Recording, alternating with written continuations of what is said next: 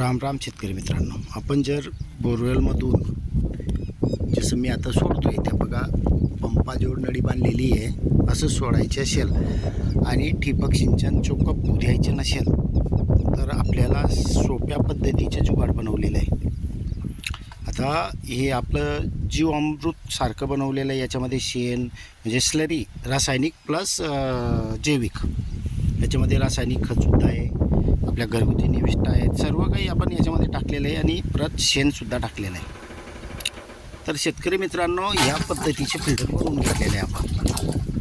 तर याच्यामुळे काय होतं की जे आपली किती घाण असली तरी आतमध्ये जात नाही आणि ठिबकला प्रॉब्लेम येत नाही आहे. हे आपण सुरुवातीपासूनच वापरतो आहे, भरपूर वेळा दाखवलेलं आहे. पण काही शेतकऱ्यांचे म्हणणं असतं की आपण ज्या निविष्ठा बनवतो की पालापाचोळा याच्यामध्ये भरपूर घाण असते. आता याच्यामध्ये कधी बघितलं, याच्यामध्ये पण तोच प्रकार आहे, तो बाकी काढून घेतलेला आहे आणि बाकी याच्यामध्ये आहे अजून.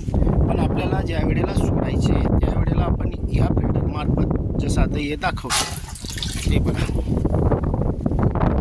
क्लिअर, काही प्रॉब्लेम नाही. अर्क सुटला जातो, जे वेस्टेड असतं ते खालतीच राहतं आणि आपली ठिबक सिंचन कधीही चोकअप होणार नाही. शेतकरी मित्रांनो, काही घाबरण्यासारखं नाही आहे, कारण बघा किती स्पीडमध्ये ताणतं ते.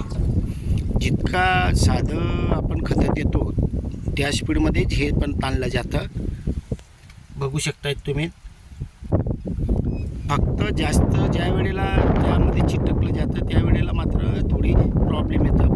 पण स्वच्छ पाण्यामध्ये धुवून घ्या, या एखाद्या बॅरलमध्ये असं करून घ्या, क्लिअर होऊन जातं. परत त्याच्यात टाका, चालू होऊन जातं. जास्त वेळेस राहून गेला असेल, लक्ष नसेल आणि बंद पडलं असेल तर परत पाणी प्रेशरनं द्या, चालू करा, याच्यामध्ये टाका. फक्त अशी योग्य काळजी घ्या, म्हणजे जेणेकरून आपलं ठिबक सिंचनही खराब होणार नाही, अर्कही सोडला जाईल आणि आपला फायदा होईल. धन्यवाद.